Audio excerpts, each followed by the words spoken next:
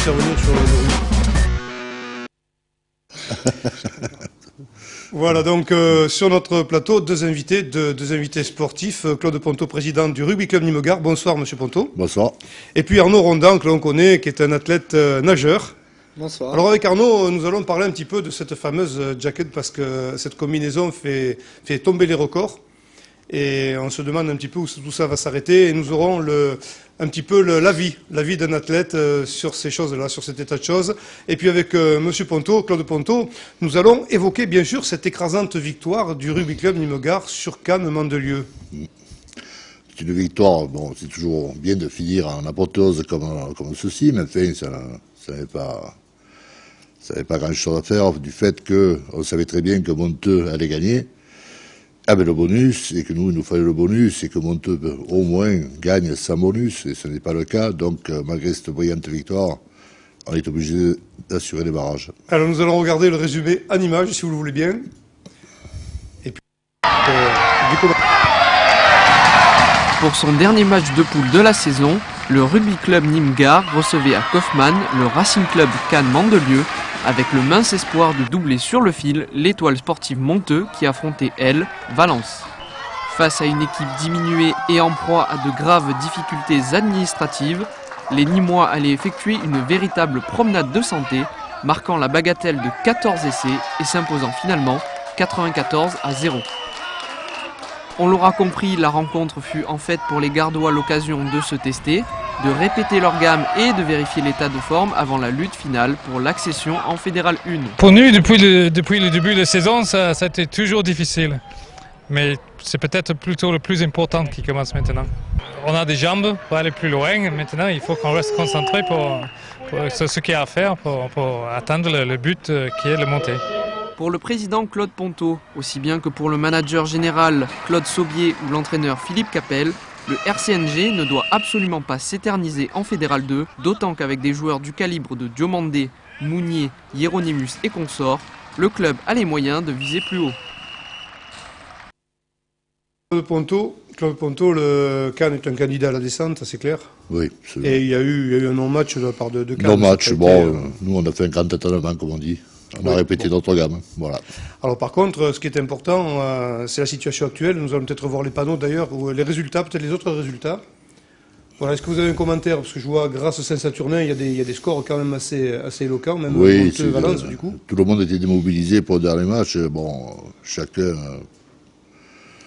il n'y avait pas grand-chose. Bon, Monteux, on savait pertinemment qu'ils allaient mettre un rouste à Valence. Oui.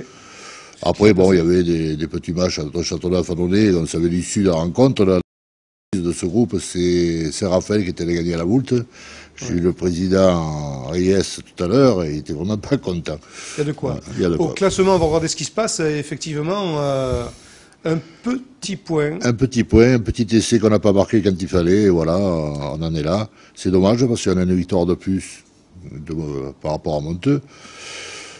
Et voilà, il nous manque un point de bonus. Alors, si ça ne tient à rien finalement, une saison se repose sur rien.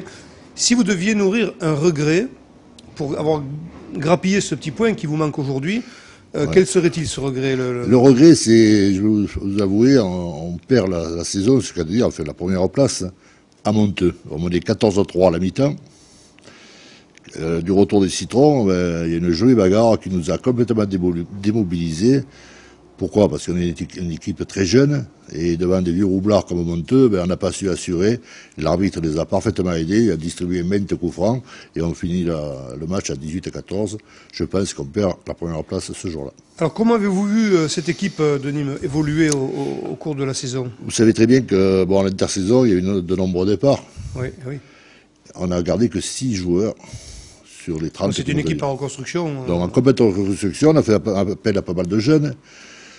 Et une équipe ne se fait pas du jour au lendemain, il a fallu qu'ils se connaissent, qu'ils apprennent à cohabiter ensemble, et petit à petit, bon, ça commence à prendre, et maintenant, il y a des résultats, c'est vrai, qui viennent un peu tard, mais enfin, la saison n'est pas finie, parce qu'il nous reste des barrages à faire. Alors justement, dans l'état actuel des choses, je dirais, le moins facile vous attend, ou le plus dur? Le plus dur nous attend, c'est-à-dire que là, c'est des matchs couperés, on n'a pas le droit à l'erreur. Sur un match, tout peut se passer. Alors, comment ça va se passer exactement pour nous présenter un petit peu la physionomie de ces barrages? Eh bien, donc, dimanche, on est exempt des 32e. Enfin, et il va se passer un match, c'est Saint-Étienne Oui. contre la Voulte. Donc, je vais aller le voir, évidemment. Et nous allons rencontrer dans le vainqueur de ce match-là. Donc, je pense à Saint-Étienne. Saint-Étienne est une équipe très très solide. Je me suis renseigné. Il y a beaucoup d'étrangers. Oui. Les All Blacks notamment, Australiens. Dans ces cas-là, on joue. Ça se passe comment? Sur terrain neutre. Oui. Ah d'accord, voilà.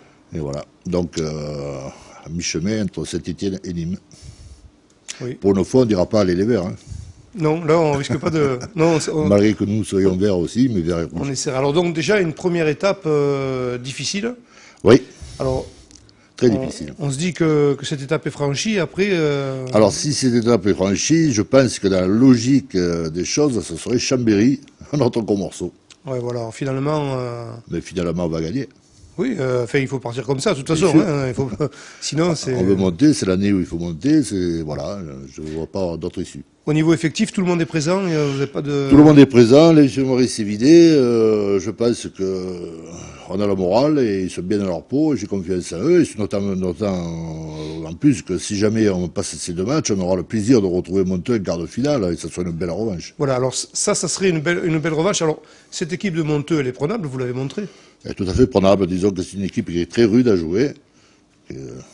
Voilà. Mais les Nîmois ont acquis une bonne expérience maintenant. Oui, non, mais moi j'ai confiance. Ce groupe, je vous le dis, il monte en puissance, on commence à se trouver, les jeunes se sont mis au diapason des vieux, tout va bien. Non. Alors et derrière cette équipe première, le club, qu'est-ce qu'il ressort dans le club? Quelles sont les équipes un petit peu qui attirent votre intérêt chez les plus jeunes? Chez les plus jeunes, bon, on a des Crabos qui ont fait de très bonnes saisons. Ils ont failli se qualifier dans l'élite, parmi des équipes UP comme Toulouse et compagnie. Bravo, moi je leur dis bravo à ces jeunes. Les Réchelles ont eu davantage de mal. Les cadets tirent bien leur épingle. Il ne faut pas oublier que aussi notre équipe de réserve est première de leur poule, qui vont disputer le championnat de France aussi. Donc, sur le plan global sportif, je pense que c'est une très bonne saison. Donc, vous gardez quand même une âme de club formateur malgré tout. Oui, il ne faut pas oublier qu'on a quand même 420 petits à l'école de rugby. Hein. Bon. Il faudrait que l'aglo nous aide davantage parce qu'on a tiré pas mal. L'appel est lancé. Voilà, bien sûr, parce qu'il ne faut pas oublier qu'on a 92 petits qui sont issus des villages environnants. C'est compliqué le sport, ça reste quand même malgré tout basé sur les finances, absolument, malheureusement. Malgré tous les bénévoles qui travaillent. Oh, oui, on a 34 éducateurs qui sont bénévoles. C'est énorme, quoi. Énorme. Oui, quand même, énorme. Quoi. Et pour tenir tout ça, vous... Mais pour donner tout ça, il faut beaucoup de paroles, beaucoup de temps et de patience, et il leur faut dire des encouragements et les assister au maximum. Donc ce week-end exempté, prochain rendez-vous? Dans 15 jours. Dans 15 jours. On y sera, croyez-moi. On croise les doigts. On croise les doigts, c'est important. Oh oui, c'est important. Et on sera vigilant hein, sur ce qui va se passer, puisque ce devenir nous intéresse. C'est vrai que double pédalage arrière, c'est dur à... Oui, c'est dur. Ouais. Parce que là, c'est vrai, il y a beaucoup de forces vives qui s'en vont et il faut un peu recommencer. Mais j'ai confiance parce qu'il y a beaucoup d'anciens qui m'ont téléphoné, c'est qu'à le dire, et qui veulent revenir au club. Donc ça prouve que Nîmes est un club fédérateur et on va le continuer. Alors justement, on parle souvent de Nîmes Olympique comme club mythique au niveau national. Nîmes était en élite aussi. Oui, il ne faut pas l'oublier, on a été champion d'automne en 91, je crois. Donc quand même, quoi. Et oui, on a perdu un quart de finale contre Toulon. Et cette année-là, Toulon est champion de France. Quand même. Et ouais, voilà, on l'oublie, à Nîmes, on ne s'imagine pas, mais on a eu de très grands matchs de rugby, on avait pas mal d'internationaux. Pas oublier qu'on a quand même 6 internationaux qui sont sortis de l'école de rugby de Nîmes. Revenir à ces anneaux, ce serait quand même un pari il y a intéressant. Olivier Demandé qui vient d'être champion de France avec le Racing Métro, a déjà donné son intention de revenir à Nîmes, ainsi que l'international Bruno, et même Thibaut Privat. Ils veulent finir le restant, la petite retraite rugbystique qu'il leur reste à faire à Nîmes, donc c'est bien. C'est bien, c'est encourageant. Ça prouve que Nîmes est un bon club. Oui, ça, vraiment, on le pense très fort parce qu'on voit l'âme qui est mise. Hein. On a vécu les dernières années avec on a raté la dernière marche d'escalier, mais alors de très peu. De très peu. Et c'est vrai qu'après, ça c'est dur. C'est dur. Ouais, surtout quand tous les efforts ont été faits pendant toute la saison, c'est assez difficile. Tout à fait. Nous allons changer un petit peu de sport. De l'Ovalie, nous allons passer un petit peu à la course à pied. On va faire un petit break avec le semi-marathon de Nîmes et un reportage d'Olivier Michel.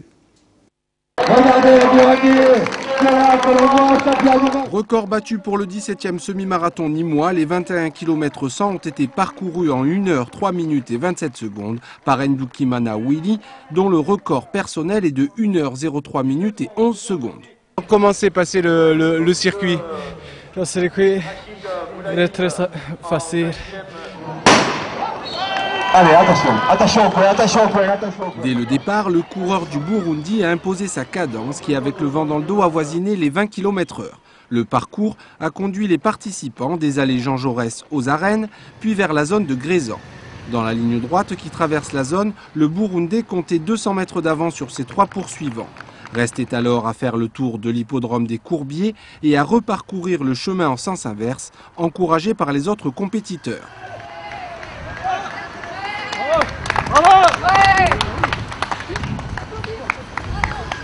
Il ne sera pas inquiété par Bouladim Rachid, le vainqueur des 2 dernières éditions, qui lui termine en 1 heure 6 minutes et 18 secondes. La course elle est partie trop vite, donc moi j'ai essayé d'aller mais on était trop vite. Après le premier il est parti trop vite, donc je restais tout seul, donc avec le vent, il m'a trop gêné le vent, donc j'ai pas pu suivre, en plus j'ai resté solitaire jusqu'à l'arrivée, mais je suis content quand même de faire deuxième. Et comme Ndoukimana est venu en couple, c'est presque tout logiquement la Burundaise qui l'emporte en 1 heure 24 minutes et 23 secondes, suivi de Magali Moreau qui effectuait là son premier semi. Ouais, le premier de ma vie, voilà, donc j'avais pas de temps de référence, je savais pas trop gérer ma course. Bon, c'est vrai que je fais des trails de longue distance, des 10 bornes, mais là ça va vite. Ça va beaucoup plus vite qu'un trail, quoi. C'est différent. La gestion n'est pas du tout la même. Mais si l'on parle toujours des premiers arrivants, au total, ils ont été 1171 participants à parcourir les 21 km 100, ce qui peut faire autant de records personnels. C'est aussi ça, les 20 km de Nîmes. Voilà, donc Claude, bonne galère. Hein. On va ramer. Et on se retrouve donc dans quelques jours plus un. Ce sera pour le résumé de cette rencontre. Merci à vous. Merci. De la natation, du rugby, du football, de la course à pied et du handball dans l'émission avec Olivier Gévelin, président du Handball Cercle Nîmes. Bonsoir Olivier. Bonsoir. Alors une rencontre face à Besançon en championnat, on va le voir dans les images, un petit peu difficile, mais enfin l'essentiel est fait. Comme souvent Manu nous le dit, seule la victoire est belle. Oui, l'essentiel a été fait. Voulez-vous qu'on commence par les images, comme ça vous nous direz un peu s'il vous plaît, votre émotion, on commentera ces images, d'accord. Eh bien on y va tout de suite. HBCN, Besançon, c'était donc le vendredi 1er mai à 17h30 au Parnasse. En match avancé de la 20e journée du championnat de France de handball division 1, le Handball Cercle Nîmes reçoit Besançon le vendredi 1er mai au Parnasse. Un match qui fait suite à une série harassante et qui se joue sans Mariama Signaté blessée à Arvor et sans Julie Goyorani. Madalina Simulé pointée pour sa part présente sur la feuille de match, mais ne bénéficiait que de très peu d'entraînement. Une rencontre difficile à négocier après la déroute au Havre, qui s'oppose à la remise en confiance indispensable pour aborder la finale de la Challenge Cup le 10 mai prochain face aux Allemands du Thüringer et la préservation d'une 3e place en élite acquise au mérite, et le mot n'est pas trop fort.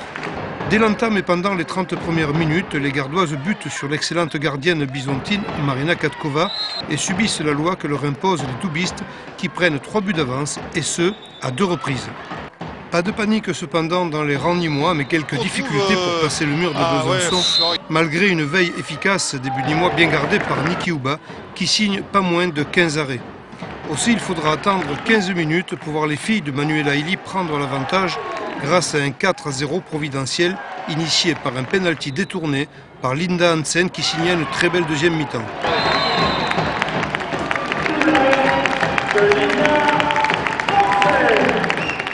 Mais les Gardoises ne pérennisent pas leurs acquis. Au moment de la pause, 3 buts à l'avantage des visiteuses séparent les deux équipes.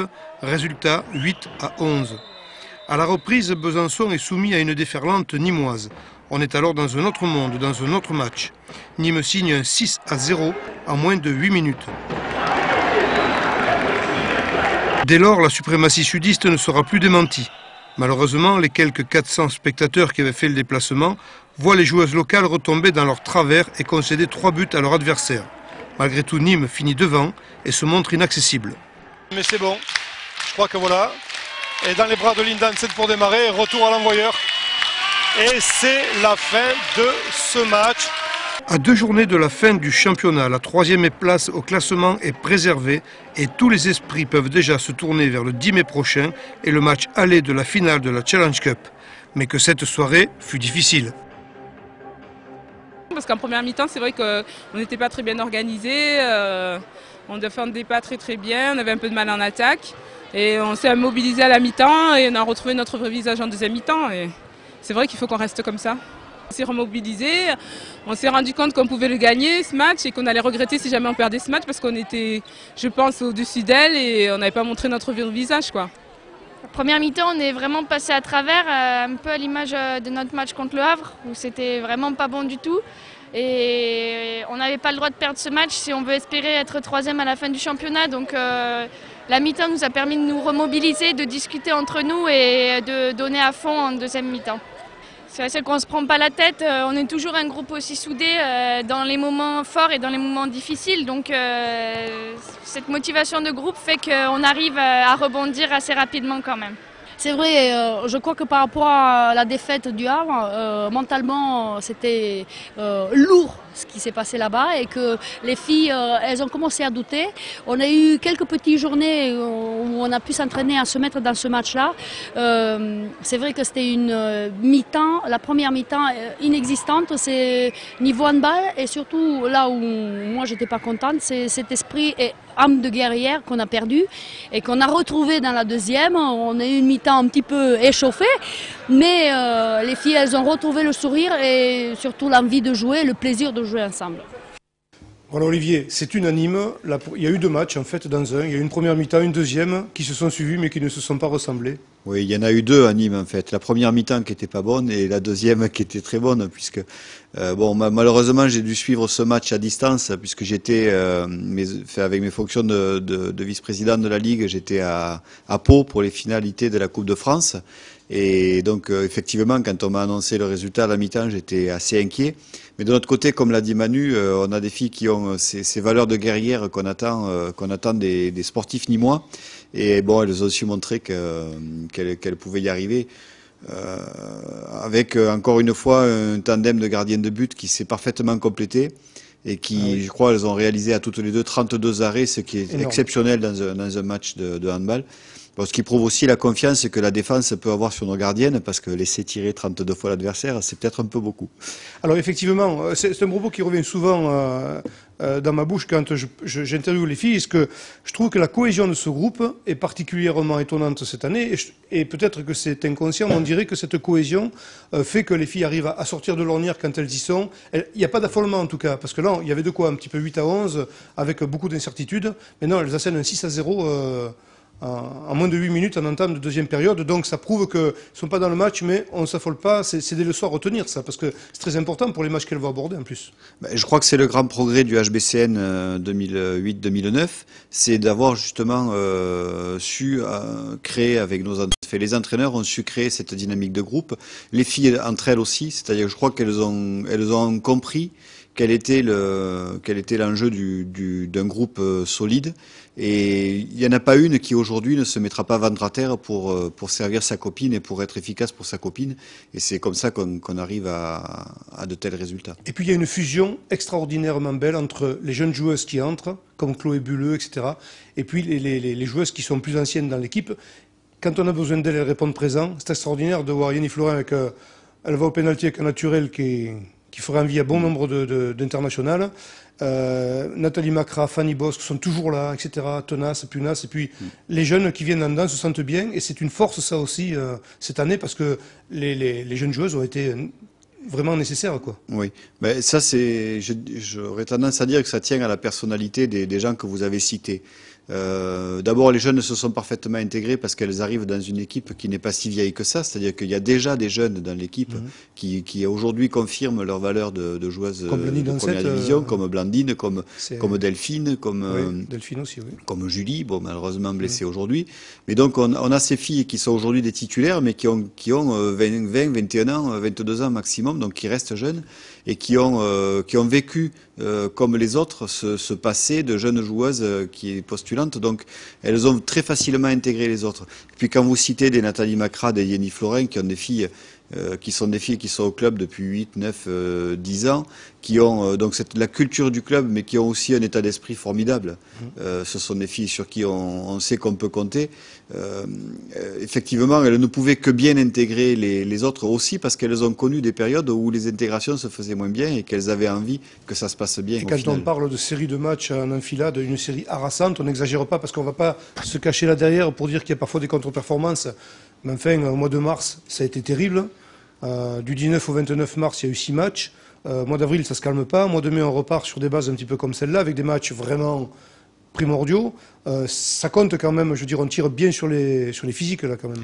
Ah, les organismes sont mis à rude épreuve. Bon, malheureusement, la blessure de Mariama, qui au départ est une blessure un peu idiote, puisqu'elle a pris une joueuse sur le pied quand on jouait à Brest.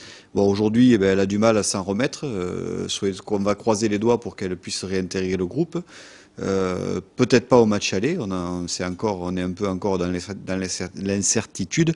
Par contre, on a noté, je crois, avec bonheur le retour de Madalina Simulé. Madalina qui a mis un but, qui a que 2 entraînements avec, vraiment.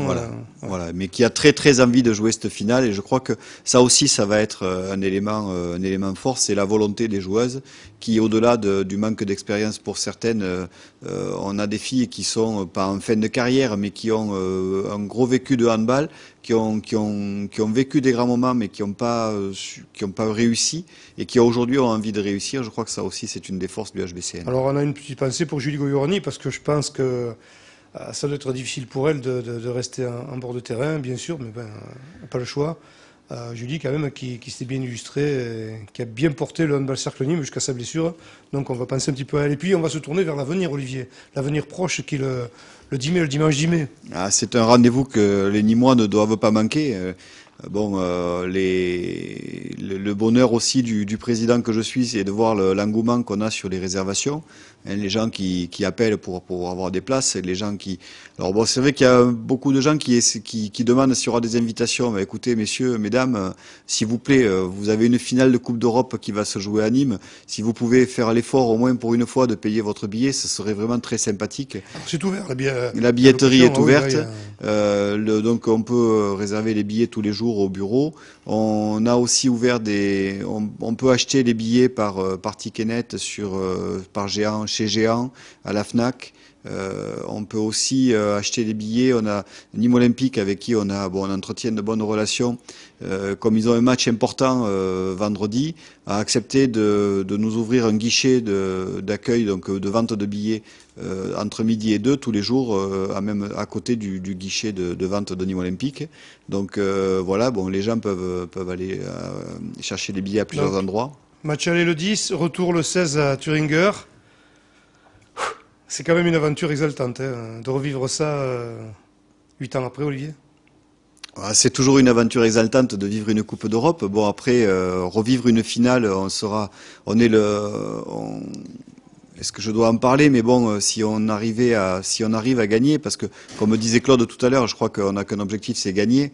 On serait le premier club français à gagner deux Coupes d'Europe, tout club, toute pratique confondue, masculin et féminin.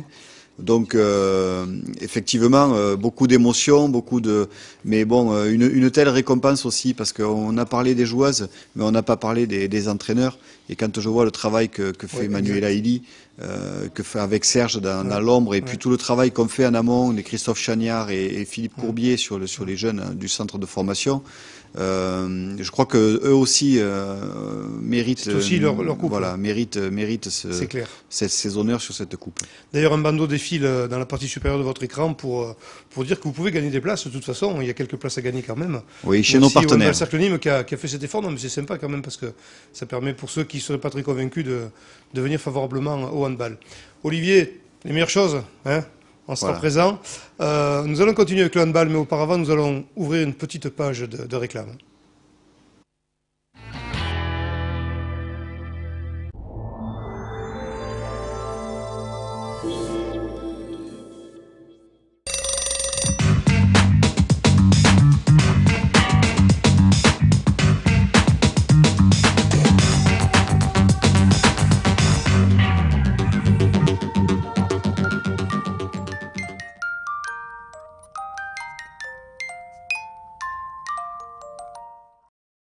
Chauffage et énergie renouvelable, Languedoc Géothermie, leader sur le marché, répond à toutes vos questions. Technologie, crédit d'impôt, études personnalisées. Nos spécialistes sont à votre disposition pour vous apporter les solutions du chauffage économique et environnemental. Languedoc Géothermie, concessionnaire exclusif Sofat 04 67 29 55 11. Ce système me permet de faire des très grosses économies d'énergie. À l'année, je paye 200 € d'électricité pour un chauffage qui chauffe très bien toute l'année.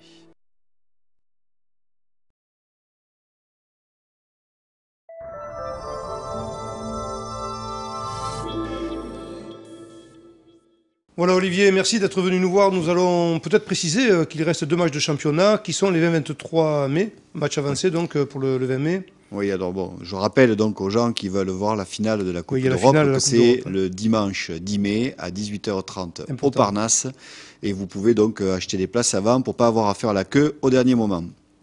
Mais dans le marathon dont vous parliez, effectivement, donc nous enchaînons le dimanche, le samedi 16 mai avec le match retour en Allemagne que vous pourrez suivre sur France Bleu Gare Lozère pour bien vibrer avec nous pendant ce match et nous apporter vos ondes positives.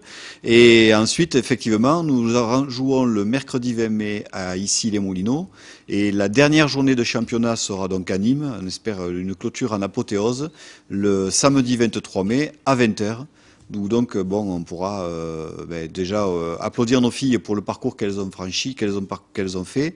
On l'espère très fortement confirmer le podium, donc finir sur la 3e place du championnat. Et puis après, on verra la suite à la feria. Voilà, merci Olivier, on est avec vous. Qu'est-ce qu'on dit? Allez les filles, nous serons présents. Nous allons vite envoyer les images de l'USAM parce que le temps presse pour le résumé de cette rencontre qui a opposé l'USAM Nîmes Gare à l'équipe tant attendue de Saint-Raphaël avec une issue qu'on aurait préféré favorable. Allez, tout de suite c'est parti, le reportage. L'USAM Nîmes Gare est donc condamné à jouer son maintien en élite dans les derniers matchs de la saison. Situation peu enviable qui peut ôter le plaisir face à la nécessité. Alors la venue de Saint-Raphaël au Parnasse le samedi 2 mai dernier revêt un caractère d'une importance capitale, d'autant que nos visiteurs d'un soir sont 4 places devant nous au classement avec autant de points en plus. Même si les Gardois ont de quoi faire douter les Varois, puisqu'ils sont les tombeurs de Dunkerque, Tremblay et Paris. C'est ce qu'a raconté une rencontre à haute tension qui montre la même crainte chez les deux formations. Avant les 13 minutes échues, Saint-Raphaël mène de 3 buts face à des Nîmois, bons en défense, mais en délicatesse avec les tirs au but, d'autant que le meilleur buteur du championnat, Guillaume Sorina, connaissant quelques problèmes musculaires, doit traverser une période de disette. Si, au sens propre et au figuré. Oh là, 2 minutes, 2 minutes, 2 minutes. C'était pas du tout... Il n'y avait rien d'intentionnel, c'était le jeu comme ça. Les Gardois tombent dans le faux rythme du jeu proposé par un adversaire dont les gabarits s'accommodent plutôt bien d'un rythme dépourvu d'accélération. En première période, l'avance des visiteurs est de 4 buts. Le 5-9 affiché au tableau de marque semble irréversible. Il faudra que Malik Boubayou sonne la révolte pour que les hommes dans l'importe infligent aux Varois un 3-0 salvateur. Les nombreuses parades de Robin Capel dans les buts nîmois évitent à ceux-ci d'être à nouveau lâchés. Malik Boubayou, encore lui, et Nicolas Malezevich parviendront à réduire à un petit but l'avantage des Varois au moment de la pause. En seconde période, il ne faudra pas plus de 4 minutes 30 aux Nîmois pour rejoindre Saint-Raphaël. Ensuite, les deux formations se talonnent et ne seront plus jamais séparées que par un petit but au score. Tout au moins, cela reste vrai jusqu'à la 20e minute. Les échecs au tir de l'USAM les empêchent de prendre le match à leur compte. Oh, Malibou Bayou énorme. Merlin Rosier remet l'église au milieu du village à 90 secondes de la fin. On est à 19 partout. Dans les 60 dernières secondes de jeu, Saint-Raphaël marque malgré une double exclusion temporaire. Les Nîmois échoueront à 2 reprises face à un gardien varois, Slavica Djukanovic, avec Jean-Philippe Aon d'abord, puis Nicolas Malezevich et Maxime Derbier ensuite. Une nouvelle fois, la 6e de la saison, sans omettre les 3 matchs nuls, les Gardois concèdent une défaite pour un seul but. Un écart minime qui pourrait avoir de lourdes conséquences.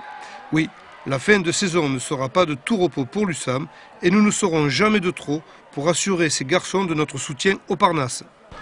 Pour faire la différence, il fallait éviter de perdre autant de ballons.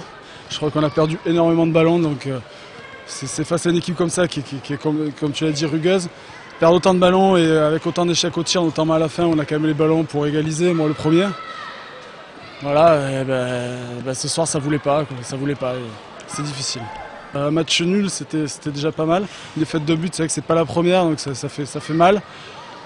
Maintenant, il ne faut pas qu'on baisse la tête parce qu'il faut se maintenir. On a encore 3 matchs. Bon, il y a Montpellier à la maison, mais c'est un derby, il va falloir le jouer à fond.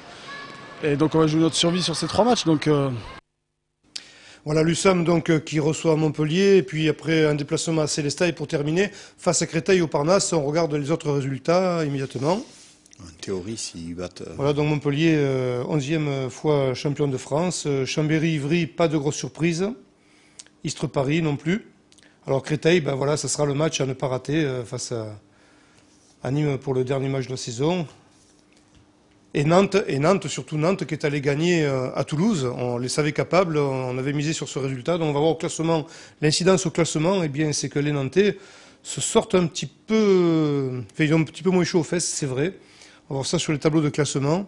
C'est vrai que Nantes a un petit peu moins peur maintenant, moins que le tableau ne soit pas là. Ce serait bien que Paris soit condamné par contre. Mais effectivement, Nîmes premier non relégable, puis on voit que Nantes a pris un petit peu d'altitude. Alors après, voilà, il faut voir Paris maintenant qui est tombé dans la zone des relégables. Tout va se jouer sur la fin de saison. Voilà, donc bon courage aux USAMistes. Nous allons parler un petit peu de natation avec notre ami Arnaud. Arnaud est un athlète nageur, disons-le Arnaud. Vous avez participé aux récentes compétitions qui se sont déroulées dans la région. Tout à fait, et notamment au dernier championnat de France à Montpellier. Alors ces championnats de France ont fait couler énormément d'encre et de salive avec cette combinaison. C'est vrai qu'il y a eu quand même une pluie de records. 33 au total, dont 26 battus avec cette fameuse combinaison, la jacket. Alors la jacket, qu'est-ce que c'est? C'est une combinaison en polyéthanure. C'est du néoprène, autant vous dire, ça fait flotter. Et c'est ce qui a fait la polémique pendant toute la semaine au championnat de France. Et j'entendais Olivier Gebelin qui vous disait on ne peut pas faire un ballon avec cette combinaison qui irait que dans un sens. Ah non, ça fonctionne que dans beaucoup de polémiques, mais on voit de plus en plus rarement des nageurs avec le maillot de bain classique. La combinaison est entrée dans la natation depuis très longtemps, mais là quand même on atteint quand même des sommets. Alors tout est admis, où va-t-on s'arrêter parce que... Pour l'instant, on ne sait pas trop. Les règles de la Fédération internationale, elles n'ont pas été encore fondées. C'est en pourparlers. Tout le monde est en train de voir jusqu'où on va arrêter le progrès, parce que là, on parle vraiment de dopage technologique. Pour répondre à votre question, des nageurs en maillot de bain au championnat de France, il y en avait un seul, un ancien Nîmois, Yannick Agnel, formé au Nautic Club de Nîmes. C'est le seul qui a participé en maillot de bain dans ces finales et dans toute cette compétition. Alors vous-même, est-ce que vous êtes un adepte de la jacket? Malheureusement non, et heureusement oui. J'ai pas eu de jacket. Ça m'aurait peut-être permis d'accéder au final et pourquoi pas de confirmer les podiums que j'ai pu faire au championnat de France petit bain. Mais j'ai préféré au final ne pas en mettre. On m'en a proposé sur la fin de l'événement parce que cette jaquette risque d'être interdite à la fin de l'année. Ah, voilà. Elle risque d'être et oui, elle risque d'être interdite parce qu'elle est 100% imperméable. D'accord. Et donc, elle est hors norme par rapport aux autres combinaisons et aux autres équipementiers. D'accord. Arnaud, merci pour ces éclaircissements. Nous suivrons un petit peu cette aventure parce que c'est vrai que les records en dépendent. Encore un petit mot peut-être sur la jacket, non Maintenant, tout ça pour dire qu'il faudra suivre quand même cet été les championnats du monde et les Français. Qui, quand même, malgré les combinaisons, ça peut faire la différence. Font partie des meilleurs sprinteurs au monde. Voilà. Allez, sans transition et rapidement, puisque le temps tourne, nous allons passer au football. Alors, bien sûr, demain, vous aurez l'émission Croco Hebdo. Nous évoquerons, bien sûr, très largement ce match de Nîmes Olympique. Nîmes Olympique qui a ramené de Saint-Symphorien le match nul. C'est une bonne chose, d'autant que Mostefa, Liron et Bayo étaient absents de l'équipe, étaient suspendus. On va les retrouver pour le match prochain face à Châteauroux. Donc, c'est Christophe Chier qui vous présentera Croco Hebdo demain à 21h. Pour l'heure, nous allons regarder les tableaux, juste pour nous rendre compte un petit peu de la situation. Avec voilà ce 0-0, quand même un gros mérite, puisque quand même Metz est un prétendant à la montée, c'est quand même pas mal. Ils ont même, les Nîmois ont réussi à museler le jeu des Lorrains, ce qui est quand même beau. Et puis signalons aussi les exploits de Nicolas Pudebois, qui a fait l'exploit à la 71e, à la 79e, et 2 minutes avant la fin aussi, qui a dévié un très joli ballon qui était proposé. Et donc il n'y est pas pour rien dans ce résultat neutre. Donc on voit pour les classements, donc ce que ça donne en Ligue 2. Bien sûr, les taux se resserrent. Les taux se resserrent, mais l'écart de points est vraiment pas gros. Alors il y a des rencontres qui vont être vraiment intéressantes, notamment l'accueil de Châteauroux à Nîmes, bien sûr, ça va être un grand moment à suivre. Et ma foi, ce point ramené de Metz rend d'un coup toutes les choses possibles. Nous allons jeter un petit coup d'œil sur le reportage du match qui opposait l'AC Arles à Cassis-Carnoux, du moins le Cassis-Carnoux à l'AC Arles, puisque le match se déroulait à Cassis avec nos commentateurs préférés. Allez, résumé de suite. Allez, qui c'est qui s'y colle, Claude? Ça m'a l'air d'être Rachidi, non voilà, c'est parti, bien frappé. Oh, le bel arrêt. Le bel arrêt de Jesse Moulin suite à ce très beau coup franc. C'était pas si mal joué que ça, mais du coup, il y a un contre avec Benjamin Psom qui alerte Nani. Nani va très vite, Nani, il est arrivé, le premier, Nani, le ballon, et le but, là. Énorme but, Nani. Super but de Nani. Fort pressing de Mathieu Sens qui récupère ce ballon, qui donne à Psom, Psom qui arme et qui frappe, et qui met à contribution. Ça, c'est pas fini, et Nani qui récupère, et Nani pour Psom, oh, Psom qui rate. Il rate l'immanquable Benjamin Psom. Les Carnousiens qui combinent attention, la sortie manquée de l'Anonium, mais il y a du 1 contre 1 qui se dessine. 1 contre 1, oh là là, l'arrêt de Jesse Moulin. Oh merci Jesse Moulin. Et Nani, il a réussi à se retourner. Il a du soutien là-bas, voilà, c'est bien fait avec Gormand. Gormand l'a frappé. Et le voilà, le second but, Claude. But de Gormand, et on le sentait, hein, on l'avait vu vraiment virevoltant en première période, Gormand. Et Belloumou qui perce, Belloumou qui joue sur Nouri. Il a essayé de s'appuyer sur Nouri. Belloumou, après qui a, même s'il y a une petite faute, il a rajouté un peu Belloumou. Là, il a cherché, il a vu qu'il était passé. Maintenant, c'est Psom. Psom va très vite. Psom qui va pouvoir temporiser. Est-ce qu'il va éliminer? Il préfère la piquer. Il aurait pu centrer. Et c'est le but. Et c'est le but de Benjamin Psom. Alors que je le voyais au-dessus, il fait le festival. Il fait tout. Il va très vite. Il est servi. Il élimine. Crochet intérieur. On pense qu'il peut servir, je crois que c'est Nani, et puis il fait un ballon piqué lobé, mais il fallait la placer parce que le gardien était presque sur sa ligne. Attention parce qu'il y a une attaque. Oh, Nadji tout seul, Nadji qui va pouvoir se retrouver. Oh, il y a pénalty. Oh, ça c'est pas bien parce qu'à 20 minutes de la fin, ça peut relancer complètement les locaux. Allez, Jesse Moulin face. Ouais, voilà, c'est but. Et réduction du score, 3-1. Pour les Carnousiens, c'est Riyad Nouri, c'est bien ce que je vous avais dit au départ. Jamaï qui écarte. Oh, attention, on perd ce ballon trop facilement. Il avait bien anticipé là le petit milieu carnousien qui sert maintenant à Nouri qui se retrouve face à Jesse Moulin. Oui, Moulin, il faut qu'il soit sérieux et concentré comme il est actuellement pour maintenir encore ce score de 3-1. Magnifique intervention de Jérémy Clément qui va permettre au bloc arlésien de remonter. Psom qui alerte rapidement dans l'espace. C'est pour qui la frappe, il arrêt encore, l'énorme arrêt du portier carnousien. Et c'est terminé Claude sur ce score de 3-1. Bravo aux Arlésiens qui se sont rassurés ce soir. Voilà, 3-1 pour le bénéfice des Arlésiens. Ils étaient en jaune les Arlésiens, bien sûr. Nous allons voir le tableau de suite. Le temps nous presse, donc voilà, donc on peut apprécier les résultats avec cette victoire arlésienne, une bonne victoire de Louan Cuso sur Istres quand même. et voir ce que ça donne au classement avec des Arlésiens qui restent 3e. Les Canois les talonnent à 4 points, mais les Arlésiens, peu à peu, au fur et à mesure que les matchs passent, se mettent à l'abri. Alors signalons quand même le bon comportement de Jesse Moulin dans ce match et de Benjamin Psom qui s'est bien rattrapé. Voilà, donc demain, bien, nous évoquerons plus largement le Nîmes Olympique. C'est fini pour le sport. Dans quelques instants, place à l'actualité présentée par Christophe Chet. Merci Olivier, merci Arnaud. Merci. Et à tout à l'heure pour l'information.